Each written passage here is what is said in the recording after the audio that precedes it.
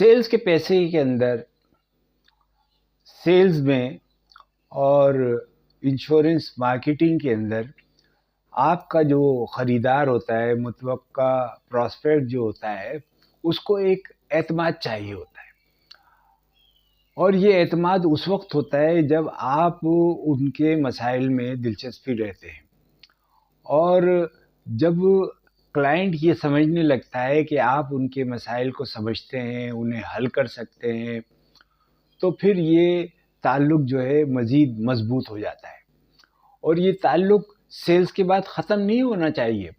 آپ کو اخلاقی طور پر اپنے وعدے جو آپ نے پورے کرنے ہیں ان کے اوپر توجہ رکھنی چاہیے،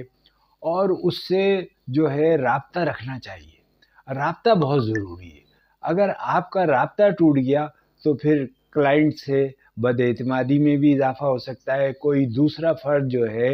وہ دوسری کمپنی کا فرد جو ہے اس کو اس پالیسی کے بارے میں ورغلا بھی سکتا ہے۔ تو آپ کو اپنے لوگوں سے، اپنے کلائنٹ سے رابطہ رکھنا چاہیے۔ اگر آپ اپنی پروڈکٹ یا سروس کے ذریعے لوگوں کی ضرورت پوری کرنے میں کامیاب ہو جاتے ہیں تو آپ کا صارف جو ہے وہ مطمئن ہو جاتا ہے۔ ہمارے ایک سابق چیئرمین سمیع الحسن صاحب یہ کہتے تھے کہ اگر آپ نے ایک خاندان کے اندر ایک یا دو پالیسیاں فروخت کی ہیں اور آپ ان سے مسلسل رابطہ رکھتے ہیں تو آپ کو کہیں اور جانے کی ضرورت ہی پیش نہیں آتی۔ آپ اسی خاندان میں، اسی کاروبار کے لوگوں میں اس قدر تیزی سے مقبول ہو جائیں گے کہ لوگ ایک دوسرے کو ریفر کریں گے کہ بھئی فلاں صاحب جو ہیں وہ ہمارے لیے انشورنس کا کام کرتے ہیں، ہماری پالیسیاں تو وہ بناتے ہیں۔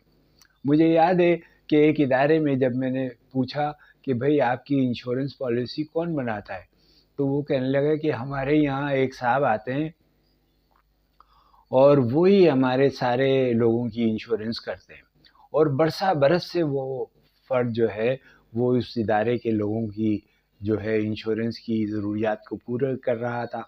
اور آئندہ بھی اس نے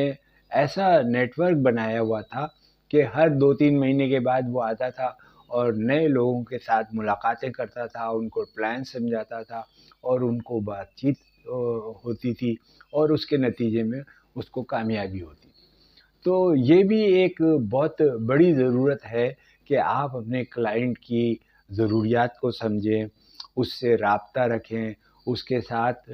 ایسا تعلق قائم کریں کہ اسے پتہ چلے کہ آپ سے زیادہ مخلص تو اس کا کوئی اور دوست ہو نہیں سکتا۔ آپ کے کاروبار کے لیے جو ٹارگیٹ ہے وہ بہت ضروری ہے۔ کہتے ہیں نا کہ اگر ہدف کے بغیر تیر چلایا جائے تو پھر اس تیر کا کیا فائدہ۔ آپ طے کریں کہ آپ کو کہاں تیر لگانا ہے، آپ کو یہ جو تیر چلا رہے ہیں یہ کہاں جا کے لگے گا۔ ہدف جو ہے یا ٹارگیٹ جو ہے اس کو ضرور طے کرتے ہیں، اور اپنی کاروباری جو آپ کی سوجھ بوجھ ہے اس کے لیے بھی یہ ہدف جو ہے بہت اہمیت کا حامل ہوتا ہے۔ اگر آپ کوئی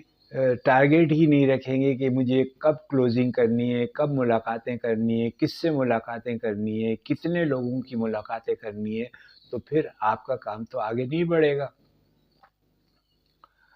مثلاً آج آپ نے کتنی پالیسی کلوز کی ہیں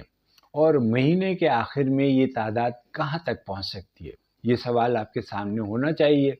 اور اس کے بارے میں آپ کو پلاننگ کرنی چاہیے۔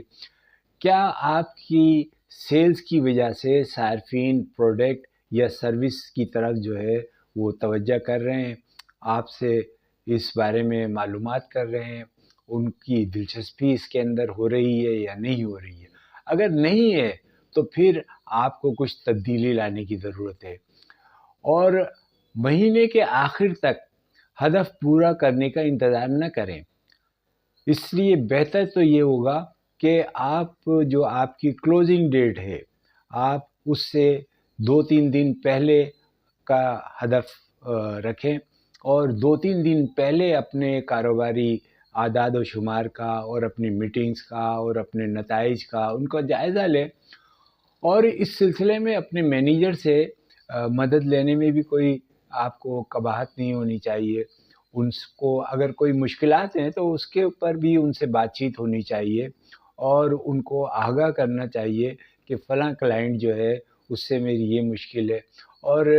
بہت سارے ایسے میں نے مینیجرز کو دیکھا ہے کہ جو اپنے ساتھیوں کی مدد کرتے ہیں، ان میٹنگز کے اندر ان کے ساتھ جاتے ہیں، کلوزنگ کراتے ہیں، اور ان کو جو ہے ایک اچھے کلائنٹ کے طور سے لوگوں کو جو ہے وہ آگے بڑھاتے ہیں.